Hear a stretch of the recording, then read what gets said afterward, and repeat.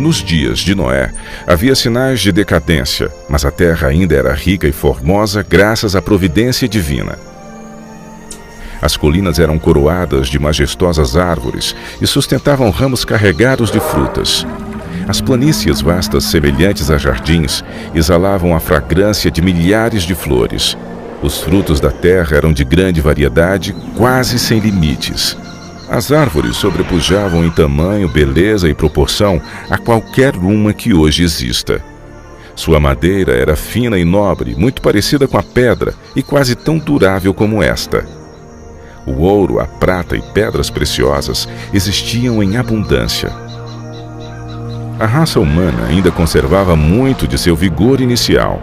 Apenas poucas gerações se passaram desde que Adão tivera acesso à árvore da vida. A existência do homem ainda se media por séculos.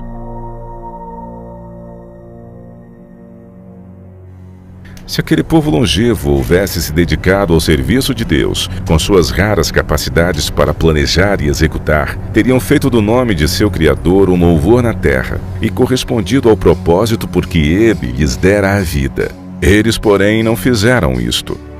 Havia homens de grande estatura e famosos por sua sabedoria, habilidosos para imaginar as mais maravilhosas obras.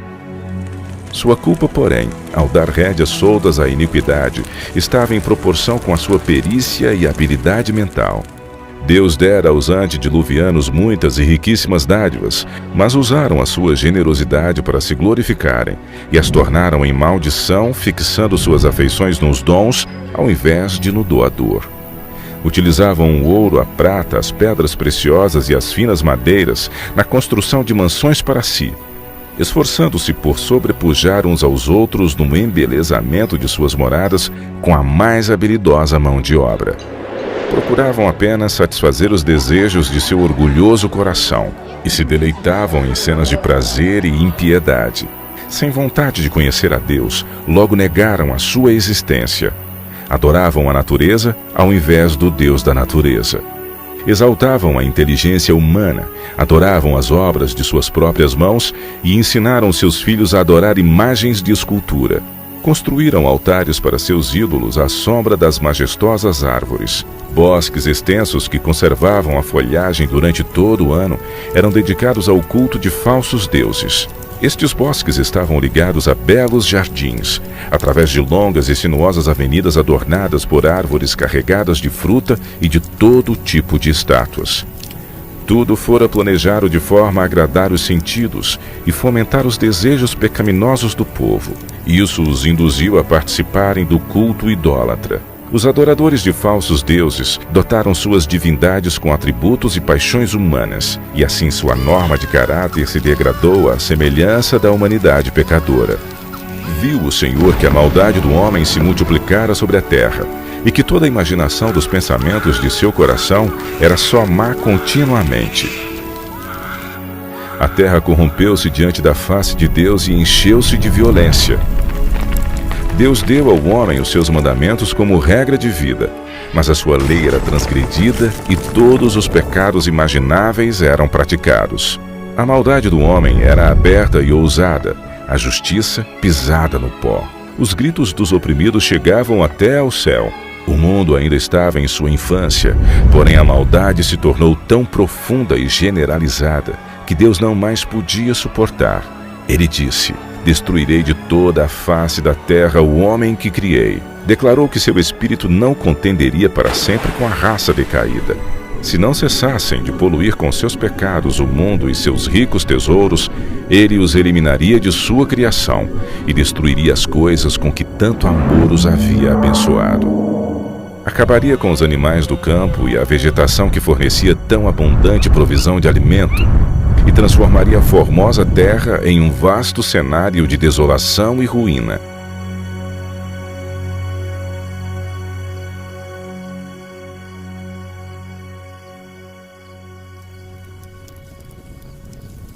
"120 anos antes do dilúvio, o Senhor declarou seu propósito a Noé por meio de um santo anjo e ordenou-lhe construir uma arca. Enquanto construía a arca, ele deveria pregar que Deus traria um dilúvio de água sobre a terra para destruir os ímpios. Os que crescem na mensagem e se preparassem para aquele acontecimento pelo arrependimento e reforma de vida, encontrariam perdão e seriam salvos. Deus deu a Noé as dimensões exatas da arca e instruções explícitas com relação à sua construção em todos os pormenores. A sabedoria humana não poderia ter concebido uma estrutura de tão grande resistência e durabilidade. Deus foi o projetista e Noé o construtor-chefe. Tinha uma altura de 3 andares, com apenas uma porta que ficava na lateral. A luz entrava por cima e os compartimentos foram arranjados de tal forma que eram todos iluminados. O material empregado na construção da arca era o cipreste ou madeira de gopher, a qual estaria isenta de apodrecimento durante centenas de anos. A construção dessa imensa estrutura foi um processo lento e trabalhoso. A arca, por si mesma, não poderia resistir à tempestade que viria sobre a terra. Unicamente Deus podia preservar seus servos das águas tempestuosas. Noé, pela fé, quando foi avisado divinamente das coisas que ainda não se viam, temeu e, para a salvação de sua família, preparou a arca, pela qual condenou o mundo e foi herdeiro da justiça que é segundo a fé. Enquanto Noé pregava sua mensagem de advertência ao mundo, seu trabalho testemunhava de sua sinceridade. Assim, a sua fé foi aperfeiçoada e manifestada. Deu exemplo ao mundo ao acreditar naquilo que Deus havia dito.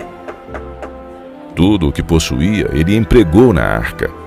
Enquanto construía aquele imenso barco em terra seca, multidões de todos os lados vinham para assistirem à estranha cena e ouvirem as palavras fervorosas daquele pregador tão especial. Cada martelada desferida naquela arca era um testemunho para o povo. Ainda assim, não se arrependeram diante de Deus, não quiseram renunciar a seus pecados. Durante o tempo que se passou antes da chegada do dilúvio, a fé deles foi provada e não suportaram a prova. Vencidos pela incredulidade da maioria, voltaram-se aos seus companheiros anteriores, rejeitando a solene mensagem. Alguns ficaram profundamente convencidos e teriam atendido às palavras de aviso, mas tantos eram os que zombavam e ridicularizavam que acabaram participando do mesmo espírito. Nem todos os homens daquela geração eram idólatras no sentido mais amplo do termo. Muitos professavam adorar a Deus. Diziam que seus ídolos eram representações da divindade e que por meio deles o povo poderia obter uma concepção mais clara do ser divino. Esforçando-se para representarem a Deus por meio de objetos materiais, cegaram a mente ao poder e majestade do Criador. Deixaram de ver a santidade de seu caráter ou da natureza sagrada e imutável dos seus mandamentos. À medida que o pecado se generalizava, este parecia cada vez menos grave. E finalmente declararam que a lei divina não estava mais em vigor, que era contrário ao caráter de Deus castigar a transgressão, e acabaram negando que os seus juízos cairiam sobre a terra.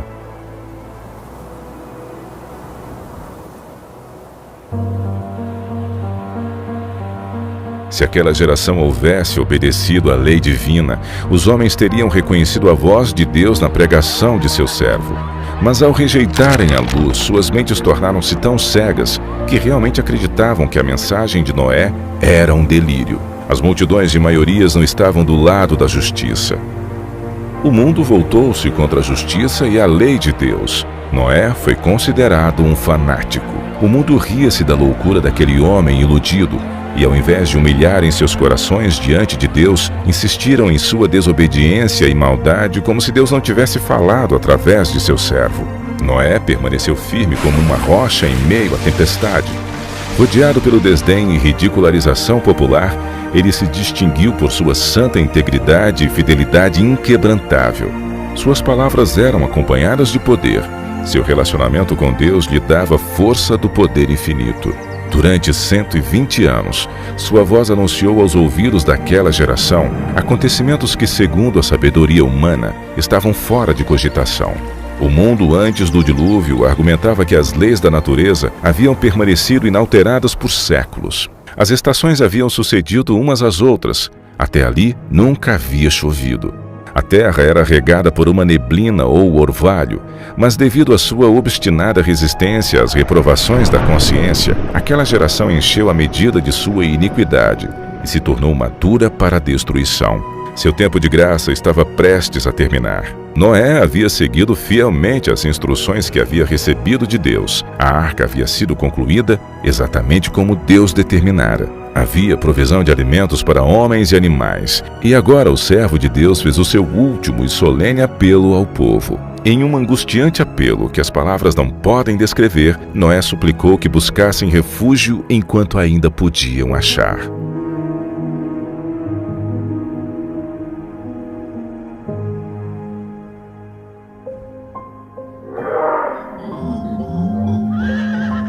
Animais de todos os tipos, desde os mais ferozes até os mais mansos, foram vistos vindo das montanhas e florestas, encaminhando-se silenciosamente para a arca.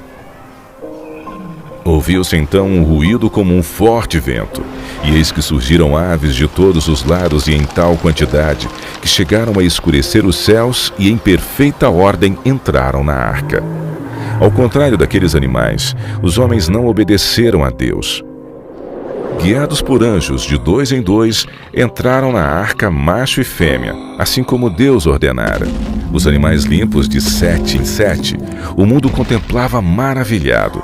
Alguns tiveram medo e chamaram seus filósofos para explicarem aquele estranho fenômeno. Ainda assim foi em vão, pois era um fenômeno que não podiam compreender. Deus ordenou a Noé: entra tu e toda a tua casa na arca, porque te achei justo diante de mim e desta geração. O mundo havia rechaçado as advertências de Noé, mas a sua influência e exemplo foi uma bênção para a sua família. Como recompensa de sua fidelidade e integridade, Deus salvou com Noé todos os membros de sua família.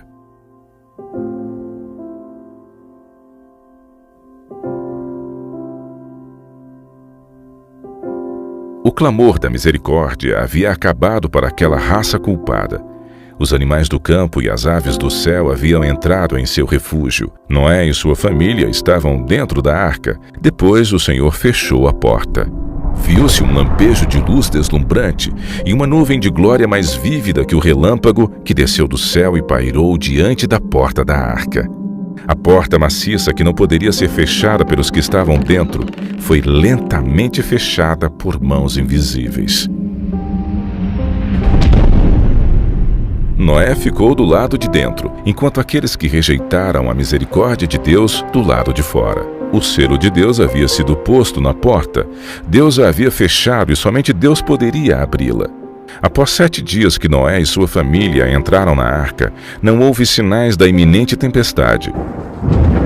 Mas, ao 8º dia, nuvens negras cobriram o céu. Ouviu-se o estampido do trovão e o lampejo do relâmpago. Logo passaram a cair grandes gotas de chuva. O mundo nunca havia testemunhado nada parecido, e o medo tomou conta do coração dos homens. Todos perguntavam em seus corações: teria Noé razão? Estará o mundo condenado à destruição? O céu se escurecia cada vez mais. A chuva tornava-se ainda mais intensa. Os animais corriam aterrorizados, seus gritos discordantes pareciam lamentar seu próprio destino e o da humanidade. Se romperam então as fontes do grande abismo, e as janelas do céu se abriram.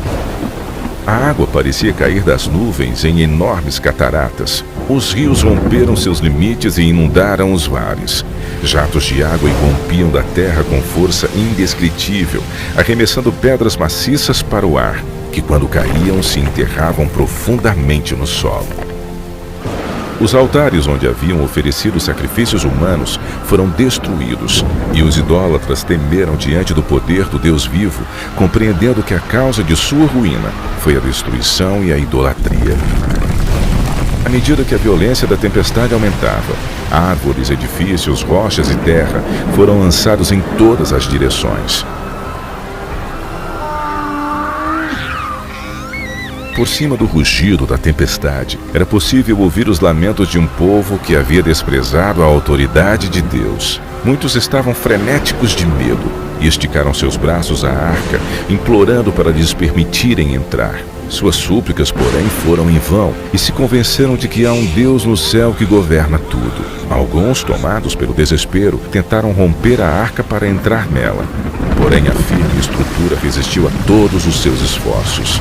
Outros se penduraram na arca, até serem arrancados pelas forças das águas ou caírem devido à colisão com rochas e árvores. Cada fibra da maciça arca tremia quando era golpeada pelos violentos ventos que a empurravam de um lado para o outro. Os gritos dos animais dentro da arca expressavam seu medo e dor. Ainda assim, apesar de toda a violência dos elementos, a arca continuava flutuando em segurança.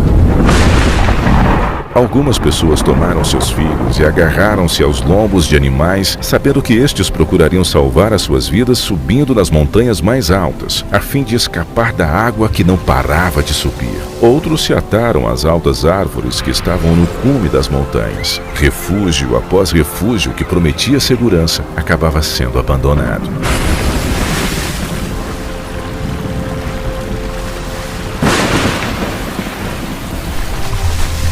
À medida que as águas subiam mais e mais, as pessoas fugiam para as elevadas montanhas em busca de refúgio. Em muitos lugares, homens e animais disputavam o mesmo espaço, mas todos eram varridos pela fúria das águas. A partir dos picos mais altos, os homens contemplavam um enorme oceano sem praias.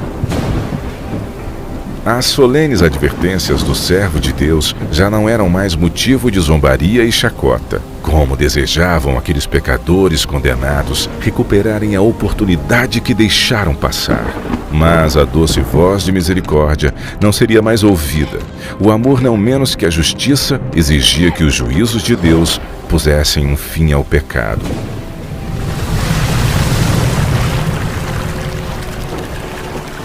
As águas vingadoras varreram o último refúgio. Aqueles que desprezaram a Deus morreram naquelas águas escuras. Pela palavra de Deus, aquele mundo pereceu coberto com as águas do dilúvio. Mas os céus e a terra que agora existem estão reservados pela mesma palavra para o fogo até o dia do juízo e da perdição dos homens ímpios. Outra tempestade está por vir, e pecado e pecadores serão destruídos.